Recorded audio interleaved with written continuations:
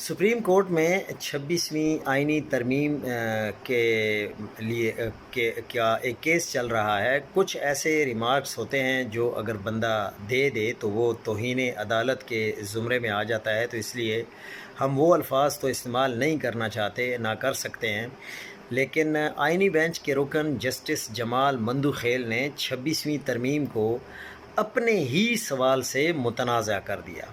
ان کا سوال سنیں ذرا، کیسا سوال ہے، اور پھر ان کا جواب سنیں۔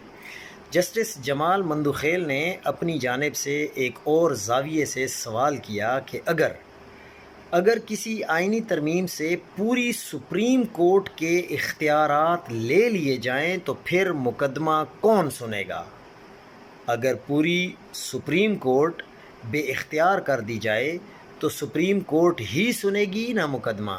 یہ اب ان کا اگلا کویسچن ہے۔ سپریم کورٹ یا ہائی کورٹ پر ترمیم لا کر ان کا اختیار تو لیا نہیں جا سکتا۔ تو خواجہ احمد حسین جو وکیل ہیں، انہوں نے کہا میرا بھی یہی کیس ہے کہ باقی ججز سے اختیار لے لیا گیا ہے تو وہ ابھی بھی کیس سن سکتے ہیں، تو لازمی بات ہے وہ یہ کیسز سن سکتے ہیں۔